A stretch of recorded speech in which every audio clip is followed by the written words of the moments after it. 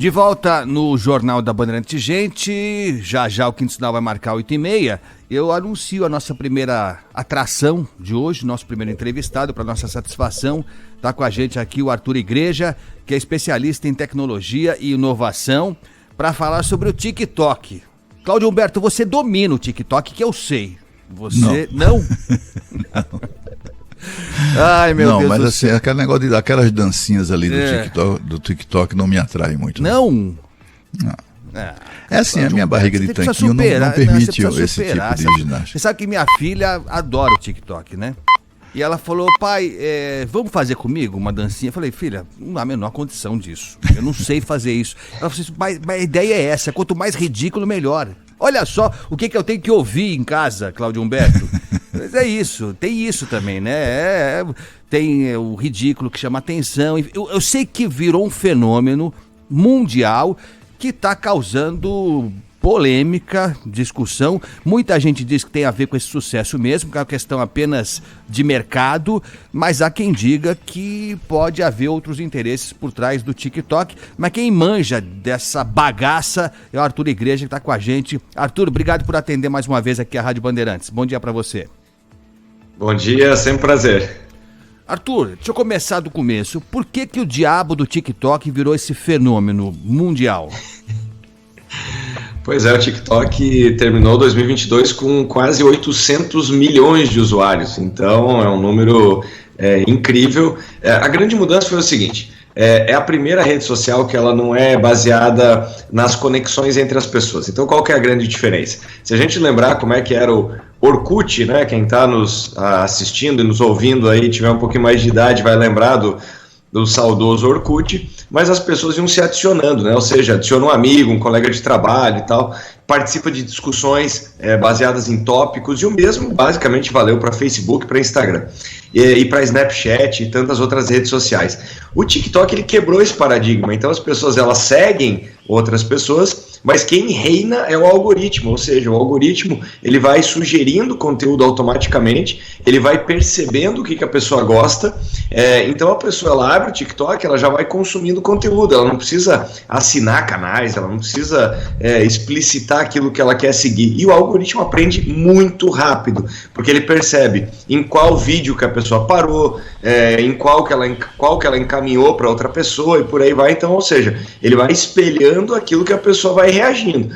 E outra coisa que aconteceu foi esse conteúdo de 15 segundos, né? Ou seja, se no passado as pessoas já ficavam assustadas aí com a história de vídeo de 1 minuto no Instagram, daí isso caiu para os stories aí que se popularizaram com Instagram e Snapchat de 30 segundos. E aí veio o TikTok com 15, né? Então é impressionante também essa história de ter que se comunicar num tempo recorde, né? Então, somando tudo isso, a garotada adorou e vieram aí os desafios, as dancinhas e tudo mais, que eu também fiquei um pouco com medo quando eu vi a nossa tela dividida com nós três. Se tivesse aí algum convite para coreografia, não ia rolar. Enfim, seria terrível, seria uma imagem do cão, mas eu vai queria saber, Cláudio Humberto, vai saber, eu não sei. Você sabe de uma coisa, desculpa, não quero atrapalhar, mas você sabe aquela história, por exemplo, isso me incomodou demais, juro. O Tarcísio de Freitas, governador, né, quando ele vai lá e dá aquelas marteladas por causa da privatização do trecho do Rodoanel, aquilo é um negócio surpreendente. Acho que ninguém consegue passar ileso aquela imagem dele de forma tresloucada, batendo o martelo, depois arremessando o martelo. Há quem diga, eu não sei se é verdade, mas até aí faria algum sentido, que há essa intenção por trás, que é algo planejado para aquilo viralizar e de alguma forma isso render popularidade, sei lá, votos no final das contas pro governador. Vai saber, né, Cláudio? Tem essas coisas aí. No caso do governador Tarcísio, ele já tinha feito isso antes, né, quando era ministro, depois de um longo período de idas e vindas, de liminares e não sei o que, em uma privatização qualquer, ele, como forma de desabafo, ele reagiu no leilão daquela maneira e chegou até a quebrar o martelo. Você vê que o martelo resistiu dessa vez. Alguém se lembrou, o ministro o governador vai querer dar umas marteladas aqui, botaram lá um martelo resistente. Mas eu queria, Arthur, que você nos explicasse mais as razões dessa polêmica que hoje envolve o TikTok em alguns países, nos Estados Unidos e desde a época do governo Trump e também na Europa, né? A acusação é que o TikTok, que é controlado, que é uma empresa chinesa, estaria usando essa popularização para espionar pessoas, quer dizer, para ter acesso a segredos de Estado e etc e tal. Tem aí essa fantasia, né? Eu não sei se é fantasia ou se é fato. O que é fato é que todas essas redes sociais espionam a todos nós, né? Certamente os nossos ouvintes já tiveram a mesma sensação, eu constato isso quase diariamente. Você fala da necessidade, rapaz, o tênis da minha caminhada já está bom de trocar. E aí começa a aparecer, você falou, você não escreveu, você falou, e começam a aparecer anúncios de tênis no seu computador, né?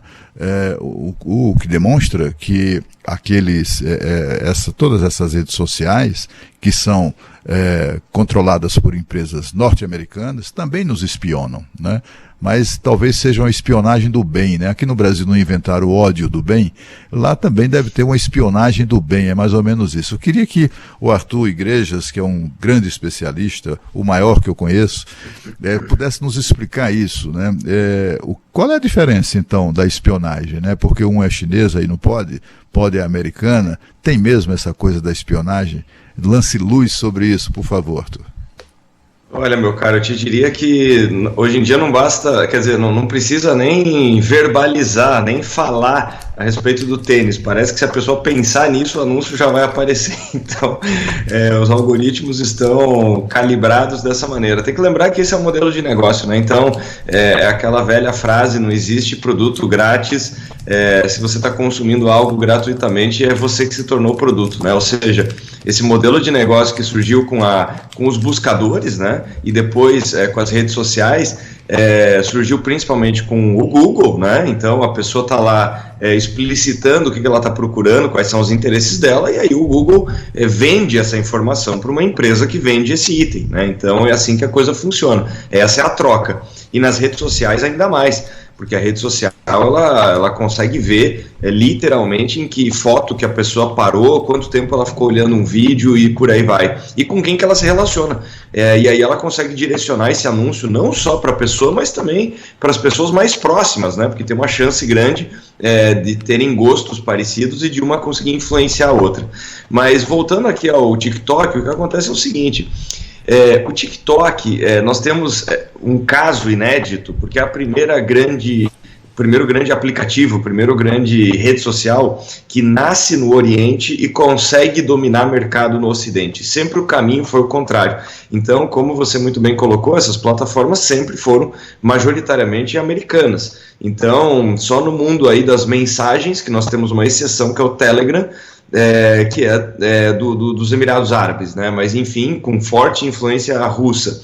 Mas o que acontece é que as políticas são muito distintas. Então o que acontece é que empresas como o Google já foram para a China no passado e acabaram se retirando, justamente por causa da política local, ou seja, tiveram que cumprir uma série de normativas para exclusão de conteúdo, para bloquear determinados tipos de conteúdo, e aí as empresas preferiram sair. O mesmo aconteceu, por exemplo, com o Uber, que acabou vendendo sua participação na China, porque entendeu que era inviável operar lá. Bom, o que está acontecendo é o seguinte: as empresas de tecnologia na China, existe uma lei em que o governo chinês pode solicitar a qualquer momento os dados, qualquer tipo de dado, sob o argumento da segurança nacional, enfim, do entendimento do que está acontecendo. Ou seja, qualquer empresa de tecnologia na China, ela tem que responder esse chamado e ceder os dados.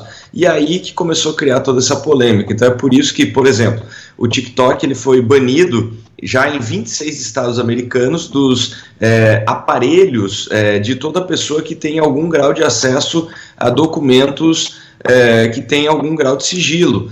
O mesmo aconteceu na Inglaterra, o mesmo está acontecendo agora na Nova Zelândia. A Nova Zelândia baniu nessa semana o acesso para qualquer enfim, para qualquer membro do legislativo, ou seja, qualquer equivalente aos nossos deputados, senadores, enfim, eles não podem acessar o TikTok. Em nenhuma das redes também governamentais o TikTok está disponível.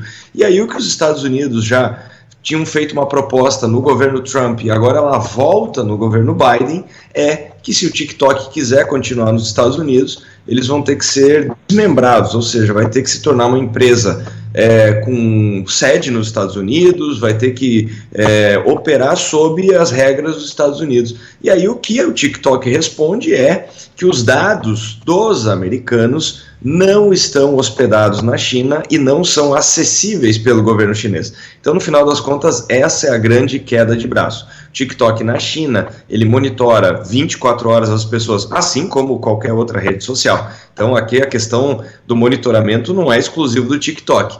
A dúvida que sempre fica é que tipo de parâmetro que é monitorado, né? Porque isso não fica tão explícito e tão claro.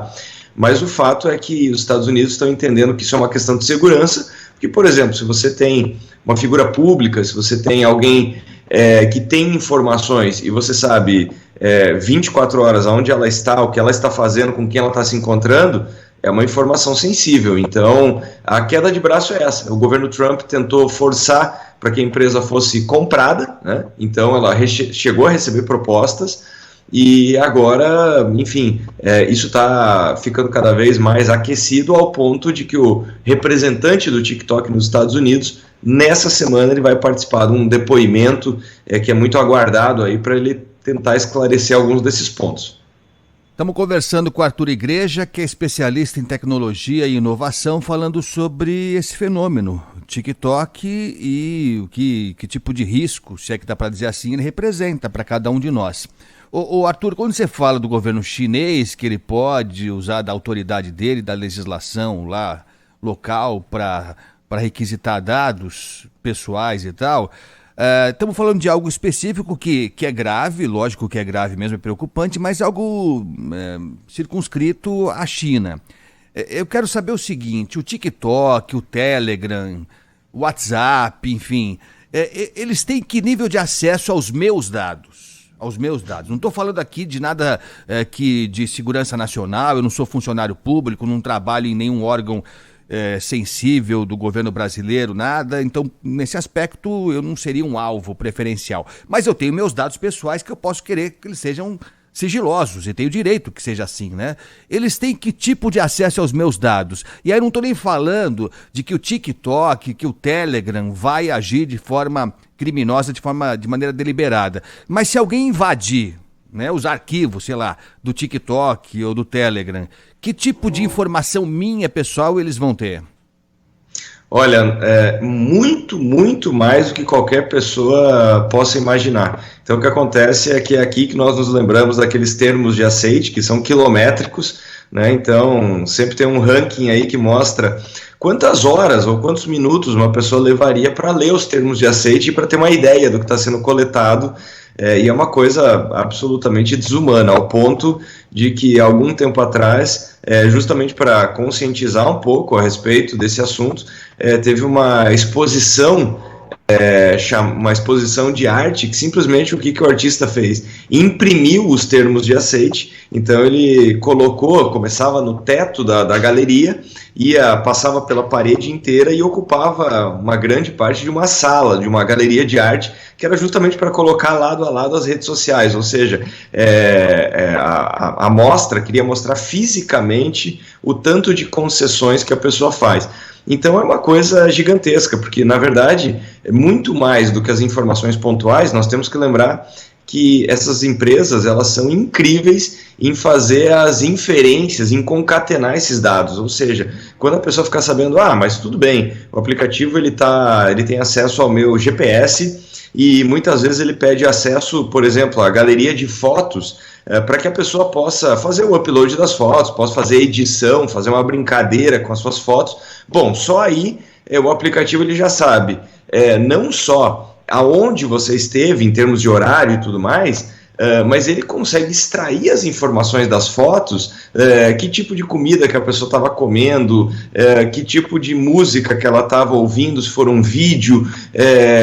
Então, o algoritmo ele consegue saber o nível de renda que essa pessoa tem, com quem que ela se relaciona, quais são os seus interesses. Ou seja, a questão não é só informação, mas a questão é o que dá para fazer com essa informação.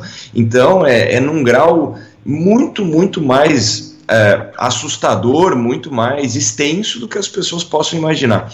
Agora, nós temos que lembrar também que as empresas elas têm políticas diversas, né? Ou seja, no caso de um WhatsApp, de aplicativos que usam, por exemplo, a chamada criptografia FIN-FIN, o que acontece é que esse conteúdo não é que ele está, fazendo uma analogia grosseira aqui, não é que ele está lá num servidor, num computador que alguém pode ir lá dar uma vasculhada e num ato de curiosidade checar o que tal pessoa está fazendo. Não funciona assim. Esse dado, ele só se transforma em informação no próprio aparelho da pessoa. Então, até por isso que aqui no Brasil nós tivemos aqueles casos em que a justiça pediu a informação para a empresa falou, amigo, não funciona assim, né? Essa informação está no aparelho do usuário, eu não tenho como abrir essa informação, ou seja, é como se o algoritmo estivesse recebendo uma informação que está toda distorcida, ele consegue fazer o processamento justamente para tirar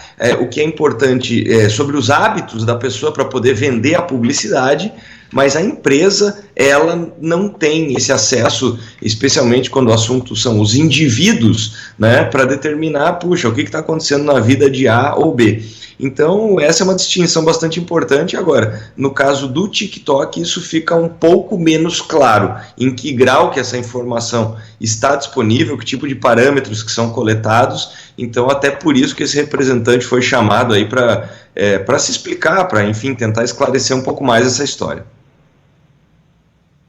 Agora, eu fico muito impressionado com tudo isso, né? Mostra que nós estamos nas mãos dessas redes sociais, né? Estamos completamente expostos a eles, né? Essa exposição a que o Arthur Igreja se referiu isso deveria percorrer o mundo, né? Até para divertir as pessoas. Olha, é o seguinte, tem isso aí, se você quiser se submeter a isso, fique à vontade, né? Mas você está com a sua vida completamente sob controle dessas empresas. E meu ponto é exatamente esse, eu gostaria até de voltar a ele, sabe, Arthur, que é assim, tem ali uma questão política, geopolítica, etc e tal, que envolve lá a disputa pelo poder do planeta, né, entre chineses e americanos a essa altura do campeonato. Acho que os chineses são a mais séria ameaça à hegemonia norte-americana desde sempre. Eu tenho a impressão que nem na época do Muro de Berlim houve uma ameaça tão concreta, digamos assim, a essa hegemonia. E não é do ponto de vista armamentista, né? Não é apenas do ponto de vista militar, etc., mas da influência mesmo. Você vê as iniciativas chinesas, né?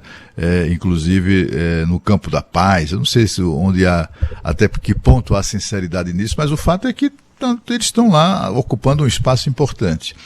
E aí eu queria novamente insistir nisso. De que maneira você acha que o cidadão, como disse o Agostinho, né, assim, com a pergunta do Agostinho acaba deixando isso claro, né, a sua resposta deixa isso claro, de que maneira o cidadão pode se proteger disso? Simplesmente evitando participar das redes sociais? Não sei, tem como escapar disso? Essa é uma grande pergunta, porque no final das contas o ponto que você trouxe tem a ver com influência, então, e a influência hoje ela é mais digital, então talvez ela seja até mais digital do que armamentista, né? Então, e temos que lembrar que isso também não é inédito, né?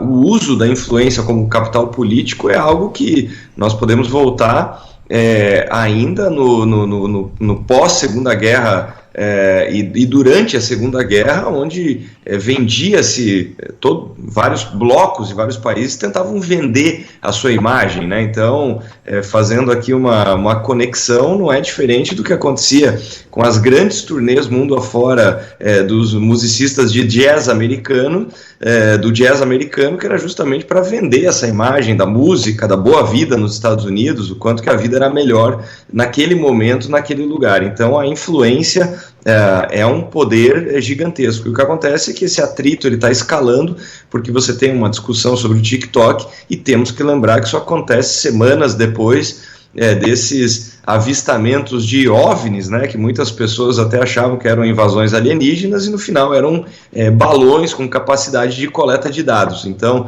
por que eu estou citando isso? Porque isso acaba escalando esse conflito, e no final das contas ambos tentam fazer a mesma coisa através de balões ou redes sociais, que é entender o que está acontecendo do outro lado, tentar entender como é que as pessoas, as organizações se comportam. Então, e aí nós temos aí uma verdadeira encruzilhada, né? Porque hoje, para uma pessoa poder fazer negócios, né? Para uma pessoa poder avançar na sua carreira, fica bastante difícil imaginar como é que ela poderia prosperar. Então, estou imaginando aqui um pequeno comerciante, estou imaginando uma pessoa que saiu da faculdade, está começando a sua vida profissional, está tentando acelerar ela. Nos dois casos é muito difícil imaginar como é que ela poderia fazer isso sem o uso de redes sociais, né? Então a questão não é só o entretenimento, a questão não é só a busca pelo meme, a busca pela dancinha e a música que viralizou, né? Tudo isso virou uma ferramenta, tudo isso virou um meio em que é difícil escapar dele. Então, de um lado, nós vemos aí essas cenas que são, no mínimo, engraçadas, né? Quer dizer, trazem uma série de questionamentos. Por exemplo, quando você olha as fotos do próprio Mark Zuckerberg, que é o fundador do Facebook, ele usa o computador com um adesivo na frente da câmera dele, né? Então, quer dizer, dá para estimar que uma pessoa como ele tem acesso ao que há de melhor na tecnologia. Agora, se ele está colocando ali um adesivinho para proteger a câmera, a gente consegue deduzir algumas coisas. Na última semana, tivemos uma entrevista também muito curiosa de um dos líderes do TikTok nos Estados Unidos, que ele falou que na casa dele o TikTok é proibido para as crianças, para os filhos dele, né? Então, também aí um outro ponto que nos faz refletir um pouco. Então, o que eu quero dizer com isso? Talvez há 15, há 20 anos atrás, tudo isso poderia parecer, puxa, isso aqui é só para ver o que os outros estão fazendo, né? Uma espécie de revista de fofocas 24 horas e que não tem fim, né? A timeline, ela está ali 24 horas expondo o que está acontecendo, mas virou ferramenta de trabalho, virou ferramenta de venda, virou ferramenta de promoção, ainda mais durante a pandemia. Então, a questão isso está de tal forma enraizado que sim, nós temos todos esses perigos, todos esses alertas, mas de outro lado, chegou num ponto que fica quase impraticável não fazer uso disso. Então não estou nem, mais uma vez, não estou nem falando do ponto de vista da diversão, mas olhando do ponto de vista muito prático do dia a dia, né? Então eu acho que o caminho do meio aí é ter consciência, muita consciência sobre isso, né? Na medida do possível nós estamos vendo alguns avanços, por exemplo, o caso da própria Apple. Ela vendo todo esse movimento que eu estou falando, o que ela decidiu fazer? Ela mudou de forma muito drástica a política de privacidade, porque ela entendeu o seguinte: bom, como ela vende os aparelhos mais caros e por isso ela precisa da confiança dos seus consumidores, ela mudou drasticamente a política de privacidade, e hoje os usuários de iOS, quando uma pessoa instala, por exemplo, um aplicativo, aparece uma mensagem pedindo: olha, você quer que esse aplicativo colete as informações? Sim ou não? Inclusive, isso gerou um problemão para a Meta, a empresa aí que é dona do Facebook, Instagram e WhatsApp, porque a partir do momento que ela coleta menos dados ou nenhum dado, ela não consegue exibir publicidade. Então, só para dar a dimensão do que eu estou falando, depois que a Apple mudou essa política de privacidade, a Meta, estima-se, passou a perder $1 bilhão com publicidade por mês. Tamanha a importância de saber o que as pessoas estão fazendo. Então, como a Apple entendeu o seguinte: olha, já que eu estou vendendo a coisa mais cara, eu sou o análogo no mundo dos eletrônicos aí a uma joalheria, eu não posso entender que eu estou vendendo uma joia super cara para uma pessoa, e aí eu vou vender a informação de quem é essa pessoa, quanto que ela me contou que ela ganha, qual joia que ela comprou, porque senão, imagina, na internet, essa metáfora é muito válida. Imagina que a pessoa foi comprar uma joia, ou que você contou sobre isso para um amigo, e no dia seguinte aparecem 10 vendedores na porta da sua casa falando: olha, eu vim vender aqui um suporte para essa joia, para você guardar ela, porque eu comprei essa informação da joalheria que você foi ontem no shopping. Eles me contaram que você comprou um colar, eu estou vindo aqui vender um suporte para colar. na vida real você ia ficar assustadíssimo e nunca mais compraria naquela joalheria. Pois bem, é exatamente isso que nós fazemos todo dia com as redes sociais. Estamos falando com o Arthur Igreja, especialista em tecnologia e inovação. Eu estou meio que assustado. Tenho que confessar para vocês que eu estou um pouco preocupado, muito menos por mim, viu, Cláudio Humberto? Porque eu sou Rapaz, ignorante. a gente está num filme de terror e não sabe. Não sabe mesmo. Não, e é o seguinte, muito menos por mim, porque eu sou um ignorante nisso e tal, participo muito pouco. Aliás, o Arthur falou um negócio que falou tudo muito importante, mas algumas coisas me chamaram a atenção.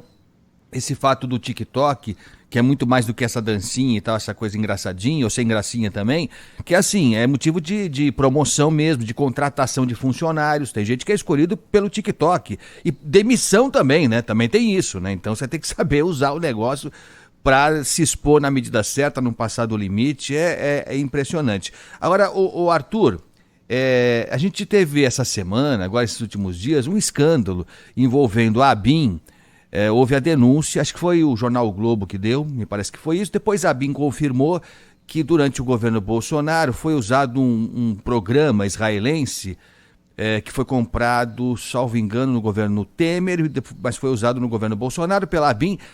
Grosso modo, era um programa em que a partir do número do celular era possível rastrear celulares das pessoas, o que as pessoas faziam onde elas estavam em minuto a minuto, em tempo real e tal. O que se diz é que durante 3 anos 10 mil pessoas teriam sido rastreadas, bisbilhotadas de forma clandestina, sem ordem da justiça e tal, e a ABIN diz que agora esse programa já está desativado, não está funcionando, vai ser investigado e tal, não sei o quê. Bom, isso causou um escândalo como tinha que causar mesmo, né? Vai ser investigado como tem que ser mesmo e tem que punir nos termos da lei. Bom, pelo que você está falando, não precisa desse programa israelense para rastrear as pessoas, né, Arthur? O ponto é esse. O ponto é que quando o assunto é tecnologia, as coisas parecem um pouco mais assustadoras justamente quando nós tomamos consciência do que é possível, e é possível a qualquer momento. Então, esse tipo de aplicação, e aí é que fica tão claro o ponto acerca do TikTok, porque esse aplicativo, e temos que lembrar que Israel é um país que se especializou nesse tipo de ferramenta, porque é um país que, enfim, sempre teve uma receita muito importante com armamentos, enfim, com toda a questão de segurança, e a partir do momento que entendeu que a próxima fronteira era justamente a segurança cibernética, se especializou nisso também. Agora, claro, os meios são longe de ser democráticos, né? Ou seja, a partir do momento que você não tem uma ordem judicial expressa ou que você escolhe não de forma longe de ser arbitrária, né? Mas que você escolhe a dedo quem você vai monitorar e sem o consentimento dessa pessoa, é uma coisa absolutamente não condizente com regimes livres e democráticos, né? Então é interessante esse ponto, porque por vezes nós estamos falando, caramba, na China o pessoal vai lá e pede as informações da empresa de tecnologia e o governo tem acesso a isso. Coisas muito parecidas com isso acontecem em várias partes do mundo, então isso também é um grande alerta. Agora, eu te diria que é o seguinte, exatamente, e eu te diria o seguinte, tudo isso que nós estamos falando, para as empresas de tecnologia, isso daí é uma brincadeira de criança. Isso aí sinceramente, esse tipo de dado, esse tipo de informação, o que alguém que contrate um software como esse, de altíssima tecnologia, e eu tenho certeza que usando muitos caminhos, porque você tem que passar por fora dos filtros aí do sistema operacional, das operadoras de telefonia, você tem que fazer muita coisa para conseguir essa informação sem ser detectado. Agora, o ponto a partir do momento que a pessoa instala uma rede social e ela dá aquele aceite naquele quilométrico termo que eu citei, ela está abrindo basicamente a porta da casa dela. Então ela está, por isso que tem essa discussão enorme. Só para citar aqui um dos casos, né, para colocar mais uma Big Tech na jogada aqui. A Amazon, né, que já tem todos aqueles dispositivos inteligentes que respondem à voz e tudo mais, ela comprou no ano passado uma das maiores fabricantes do mundo de aquele robô aspirador, né? Então, no primeiro momento, parece uma coisa banal, parece, poxa, comprou uma empresa de aspiradores, o que tem a ver? só que o aspirador ele faz o mapeamento tridimensional da casa da pessoa. Então, essa era a questão. E, aliás, não se sabe se vai ser aprovada, se vai ser concretizada a compra justamente por esse fato. Porque o aspirador, ele tem lá uma série de sensores e os mais novos têm, inclusive, câmera para poder detectar se tem um bebê passando, se tem uma criança, enfim. E aí o valor não é a questão do vender aspirador, a questão é que você tem um dispositivo que anda pela casa inteira, consegue fazer o mapeamento tridimensional, ou seja, eu tenho a planta da casa da pessoa, eu tenho quais são os móveis que ela tem, eu tenho a imagem disso. Então, o que acontece é que se nos filmes de espionagem nós víamos, né, a busca pelos microfones escondidos e tudo mais, hoje a pessoa vai até a loja e compra esse microfone e ela mesma configura em casa. É uma situação mesmo de vulnerabilidade total, né, do cidadão, e não é de hoje, né? Por falar em bisbilhotar a vida das pessoas e por falar também em tecnologia israelense, eu me lembro que nos primeiros governos Lula, quando se implantou um sistema de assassinato de reputações de opositores aqui no Brasil, era muito popular, foi introduzido no Brasil na época e era muito popular, entre aspas, eram muito conhecidas umas maletas israelenses de grampo telefônico. Era uma maletinha mesmo, como se fosse uma de executivo, que era capaz de grampear, eu acho que eram 10 mil telefones simultaneamente e tal, e grampeava todo mundo, sem autorização da justiça, sem nada. Aí daqui a pouco aquilo começou a ser comprado por órgãos públicos que não estavam legalmente autorizados a promover escutas telefônicas, como o próprio Ministério Público de vários estados. Enfim, aquilo foi e essa coisa se transplantou para as redes sociais. Isso é que é assustador, e você não tem meios de se defender. Como diz o Arthur Igreja, nos recomendou agora há pouco, olha, é preciso ter consciência disso, né? E saber que, olha, qualquer coisa que você faça nas redes sociais, ou que as redes sociais possam detectar, aquilo pode ser usado contra você. Seja no regime autoritário da China, por exemplo, seja no regime autoritário no campo de atuação do Supremo Tribunal Federal, que introduz no Brasil uma regra muito semelhante àquela da ditadura chinesa. Enfim, você, então, Arthur, recomenda mesmo que a gente tenha apenas isso, né? Tenha cautela, não faça nada que não possa vir a ser detectado, assim, nada que você não queira que as pessoas saibam, que possa vir a ser detectado por qualquer uma dessas redes, não é? O fato é o seguinte, que assim como as pessoas passaram a usar suas redes sociais para ter um gostinho da vida das celebridades, agora elas estão entendendo também como é que é a consequência da vida das celebridades, né? Então, a partir do momento que a pessoa abre a janela de casa e tem um paparazzi, a partir do momento em que ela vai a qualquer lugar e as pessoas reconhecem, e quando ela abre um site de notícias, está lá dizendo, olha, a pessoa tal encontrou um affair, ou encontrou uma pessoa diferente do seu relacionamento no shopping tal. É isso que está acontecendo com absolutamente qualquer pessoa. Então é interessante que nós estamos vivendo dentro dos casos mais extremos de George Orwell, né? Nós estamos dentro do próprio sistema de monitoramento, né? Então o fato é ter consciência, né? Ter essa consciência, e volta a chamar atenção. É por isso que em vários lugares, na França, essa discussão é muito aquecida em relação às crianças, principalmente, né? E nós temos que lembrar que esses rastros digitais, apesar de você ter determinadas leis aí, como é o caso da Europa, que avançou muito nisso, na lei o direito ao esquecimento, né? Ou seja, a pessoa ela pode solicitar a qualquer momento a exclusão de determinadas informações, mas na vida prática isso é muito difícil. Então, um outro ponto que eu sempre acho que é muito importante esse rastro digital, que hoje começa no nascimento, né? Ou seja, a criança acabou de nascer, o bebê acabou de nascer, a primeira foto já está ali, ela já vai ser tagueada, porque basicamente você tem o perfil dos dois pais, então para a rede social deduzir que aquilo é o filho ou a filha é uma coisa muito trivial tecnicamente, e você vai acompanhando tudo isso, ou seja, cada vez mais cedo, né? Você vai tendo todos esses pontos de dados. e aí, num determinado momento, a pessoa já não sabe se ela está consumindo determinado conteúdo porque ela escolheu consumir aquele conteúdo, ou se ela está num grande piloto automático de sugestões dadas pelo algoritmo, né? Então, isso é bastante profundo, né? Então, é por isso que, cada vez mais, alguns pais começam a preservar, né? E um ponto que também eu acho que é importante é o próprio direito da pessoa, né? Porque se ela foi fotografada a cada dia, foi tagueada a cada dia, desde o começo da sua infância, talvez quando ela ganhe consciência a respeito desses assuntos, ela vai perceber que já tem um rastro digital gigantesco e que ela não teve arbítrio sobre isso, né? Ela não teve escolha, né? Ela foi...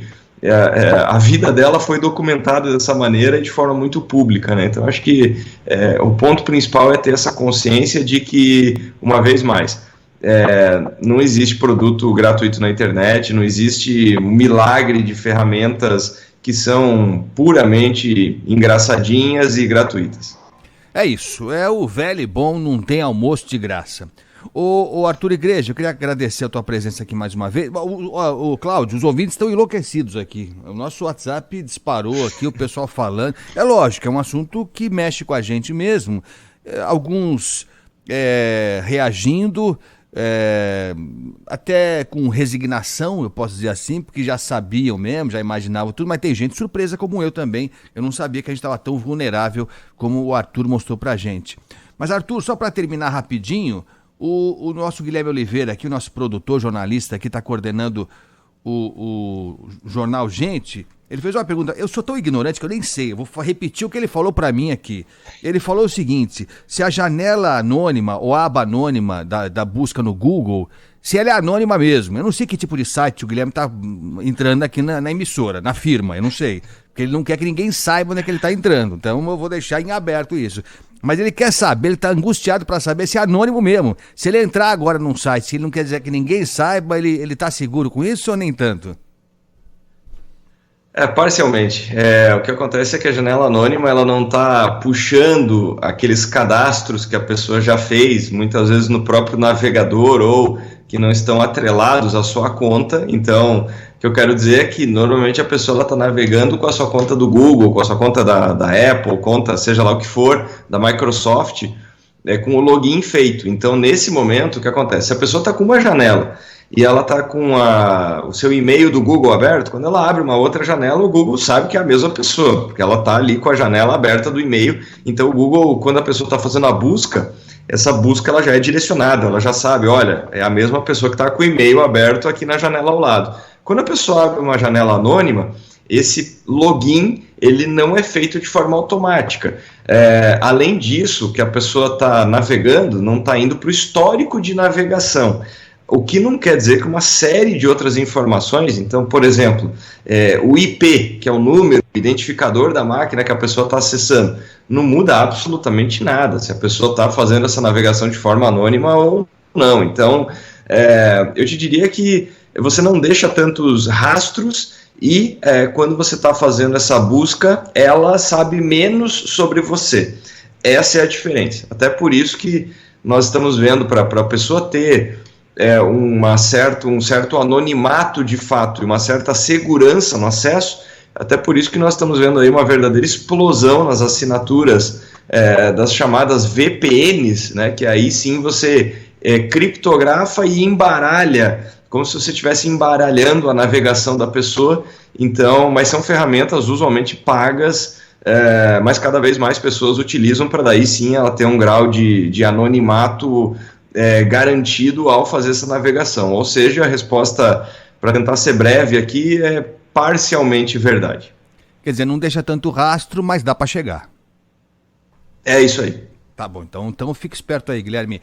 Ô Arthur, foi um prazer ter você com a gente aqui, é sempre uma aula, a gente vai marcar outras conversas aqui em breve, tá bom? Obrigado aí, bom final de semana para você. Obrigado, igualmente, um abraço.